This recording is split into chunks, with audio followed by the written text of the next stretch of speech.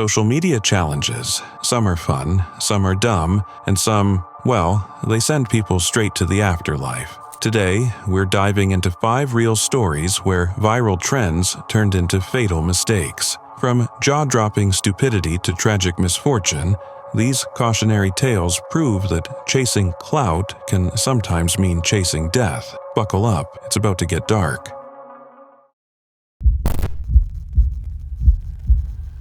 It was a regular April day in Greenfield, Ohio, the kind of day that felt like any other. But for the Stevens family, it would become the worst day of their lives.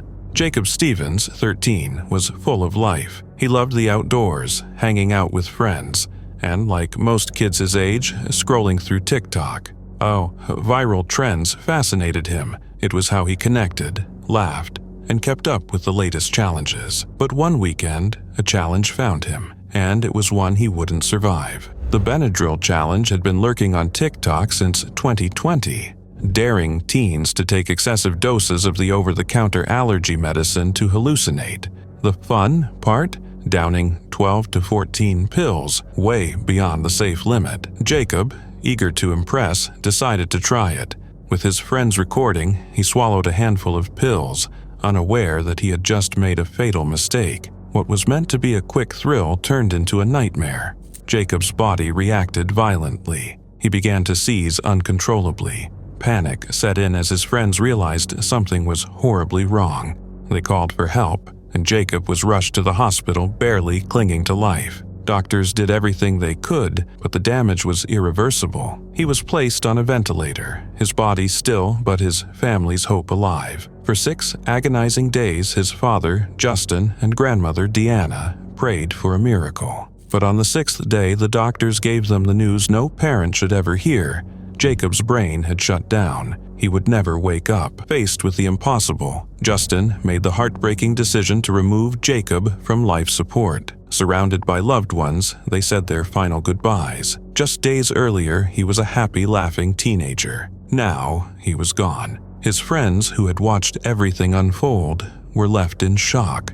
What started as a moment of fun had become a haunting memory they'd carry forever. In the aftermath, grief wasn't the only thing driving Jacob's family. It was a need to prevent this from happening to someone else.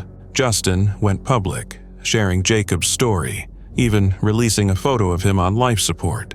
He wanted people to see the brutal reality behind viral challenges. This wasn't a game, he said. It was too much for his body, and now he's gone. Jacob wasn't the first victim. In 2020, a 15-year-old Oklahoma girl also died from the challenge. Despite warnings from health officials and statements from TikTok and Johnson & Johnson, the trend kept spreading, and teens kept risking their lives for fleeting internet fame. The FDA had warned that high doses of Benadryl could cause seizures, heart failure, coma, and death. TikTok claimed to remove dangerous content and block related hashtags, insisting that safety was a priority. But for Jacob's family, these measures came too late. Determined to make a difference, they began advocating for stricter regulations, tighter controls on social media, and age restrictions on over-the-counter drugs like Benadryl. Jacob's story gained national attention, sparking debates on social media's role in shaping young minds and the real-world consequences of viral trends. For the Stevens family, the pain is unending, but as they grieve, they fight, hoping Jacob's story will save lives and spare other families the same heartbreak. They hold on to the memories of the kind, funny, and loving boy they lost. Gone too soon, but never forgotten. February 26, 2021, started as an ordinary winter day in Milwaukee, Wisconsin. But for the Arroyo family, it would become the day their world shattered. 9-year-old Ariane Jaylene Arroyo was a joyful child, full of life and energy. She loved dancing, taking on TikTok challenges, and sharing fun moments with her family. Her parents, Herberto and Crystal, knew she adored the app but believed she was engaging in harmless trends. What they didn't realize was how TikTok's algorithm worked, pulling young users deeper into an endless stream of content, sometimes with dangerous consequences. That day, Ariane stumbled upon the Blackout challenge. a viral trend that encouraged users to hold their breath or restrict their airflow until they passed out, supposedly for a brief, euphoric rush. To an adult, it was reckless. To a child, it might have seemed like just another game to try. While her parents were busy around the house, Ariane decided to attempt the challenge, using the family's dog leash. Her younger brother, Eduardo, was the first to realize something was horribly wrong. He found his sister unresponsive, hanging from the leash. Panicked, he ran to get their father. Heriberto rushed to Ariane's side, desperately trying to revive her. Paramedics arrived, and she was rushed to the hospital, but it was too late. The lack of oxygen had caused irreversible damage. On February 26, 2021, Ariane was pronounced brain dead. She was just 9 years old. Grief consumed the Arroyo family. They had trusted that the content on TikTok was safe. Now, they faced the devastating truth. It wasn't. And they weren't alone. Just months later, in July 2021, another tragedy struck. 8-year-old Leilani Erica Renee Walton from Temple, Texas, also attempted the Blackout challenge after repeatedly seeing it on TikTok. Like Ariane, she believed it would be fun. Like Ariane, she never woke up. Two devastated families. One heartbreaking mission: justice. The Arroyos and Waltons joined forces, determined to prevent more children from falling victim to dangerous online trends. With the help of the Social Media Victims Law Center, they filed a lawsuit against TikTok, arguing that the platform's algorithm actively promoted the Blackout challenge to young users, leading to their deaths. TikTok denied responsibility, claiming the Blackout challenge existed long before the app and was never encouraged by its platform. But for the grieving families, these reassurances meant nothing. Their daughters were gone. The lawsuit accused TikTok of engineered addiction, arguing that its algorithm steered children toward harmful content, putting them in danger.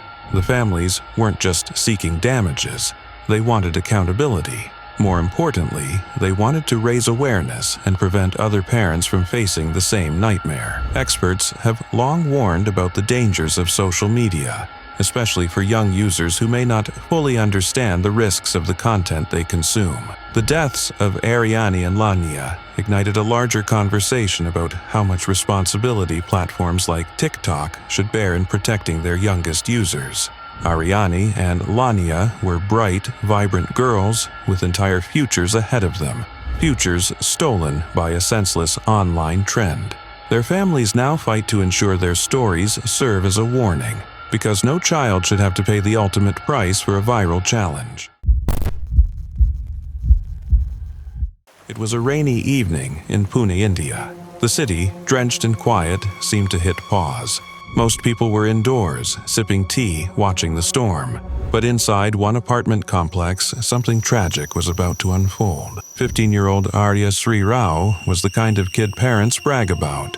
Shy but sharp, with a love for technology. His father worked in Nigeria, while his mother, Swati, managed the home. For most of his life, he was a regular teenager. Then, things changed.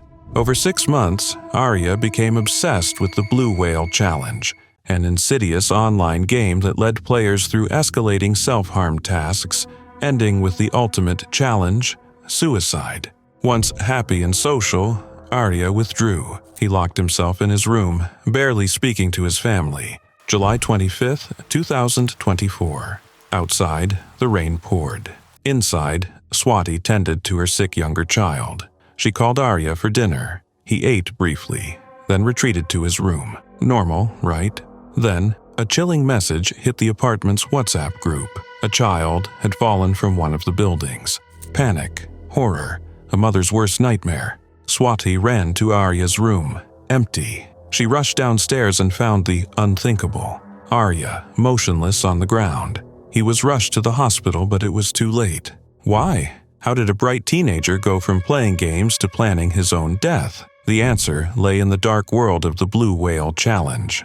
Police found a notebook in Arya's room filled with coded notes, house maps, and sketches marking where he would jump. The words "log out" and "XD" were scrawled across the pages, cryptic. but eerily linked to the game. Investigators discovered he had been communicating with other players, possibly even a manipulative curator. Looking back, Swati saw the warning signs. Arya had started listening to dark music, talking about death. Once, he even told her, life and death are the same. She hadn't understood then. Now, she wished she had. Arya wasn't the first victim. In 2017, a 14-year-old Mumbai boy had also fallen prey. Worldwide, the game had claimed over 100 lives. Each time, families were left asking, how did this happen? Following Arya's death, Pune police launched a cyber investigation, trying to track the figures behind this digital nightmare. His father, who flew back from Nigeria upon hearing the news, called for a permanent ban on such dangerous games. He urged parents to look beyond the screen, to really see what was happening in their children's minds.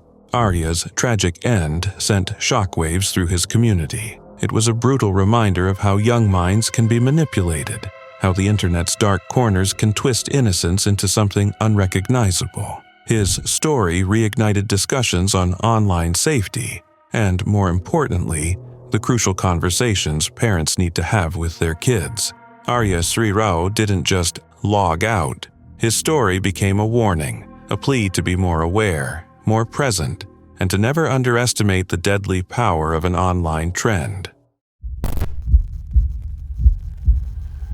December 11th, 2018, started like any other day in Houston, Texas, but by nightfall, one family's world had been turned upside down. 19-year-old Christian Estes Johnson had dreams of joining the U.S. Army. A recent high school graduate, he was athletic, active in football and basketball, and deeply involved in his local Christian group. That day, he was at home on Ivy Knoll Road, hanging out with his best friend, 18-year-old Muhammad Alajil. The two had been close for years, though Muhammad had recently found himself in legal trouble, facing an aggravated robbery charge. Like many young people, they were drawn to viral social media trends, and on that fateful day they decided to participate in one of the most reckless, the No Lackin challenge. The so-called game involved one person pulling a loaded gun on another and asking, "Are you lackin?" slang for questioning if the other was armed. The idea was that no one would actually fire. It was meant to test readiness and bravado, but in reality, it was a recipe for disaster. Inside Christian's bedroom, the game began. Christian picked up his AR-15 rifle while Muhammad held a semi-automatic pistol. What started as a tense, adrenaline-fueled moment quickly spiraled into horror. Muhammad pulled the trigger. A gunshot echoed through the room as the bullet struck Christian in the head. He collapsed instantly. The excitement vanished. In its place, shock, silence, and the weight of irreversible tragedy. Christian's brothers, who were also in the house, rushed to the scene, only to find him lifeless on the floor. Panic set in. Instead of helping, Muhammad ran, fleeing the house and abandoning the gun as he bolted. News of the shooting spread rapidly. Christian's family was left reeling, unable to process how a simple hangout turned into a nightmare. His sister, Shira Estes Johnson, refused to believe it was an accident. She was convinced that Muhammad had intentionally killed Christian, dismissing the idea that it was just a challenge gone wrong. As police launched their investigation, Muhammad was quickly arrested. At first, he claimed self-defense, saying that he and Christian had argued. But when confronted with witness testimony, he admitted the truth. They had been playing the No Lackin challenge when the shooting occurred. In court, the prosecution painted a grim picture. They argued that the game itself was reckless enough, but Muhammad's criminal history made the situation even more dangerous. At the time of the shooting, he was already out on bond for aggravated robbery. Prosecutors pushed for a $100,000 bond, but given the severity of the case and Muhammad's flight risk, the judge raised it to $250,000. Muhammad's defense attorney argued that the shooting wasn't premeditated. It was a tragic accident fueled by a dangerous internet trend. But for Christian's family, that explanation wasn't enough. To them, Muhammad had made a conscious choice to pull the trigger, and they were outraged that he was only charged with second-degree manslaughter. Christian's death was not an isolated incident. The No Lackin challenge had already claimed other lives across the country. What was meant to be a test of bravery had turned into a deadly game, proving once again that internet-fueled trends can have real, devastating consequences. As the trial continued, Christian's family focused on a different mission, turning their loss into a warning. They wanted people to remember Christian not as a victim of a senseless challenge, but as a young man with dreams, ambitions, and a bright future. They hoped that by sharing his story, they could prevent others from making the same deadly mistake. Because in the end, this wasn't just another internet trend. It was a reminder that one impulsive decision can change everything forever.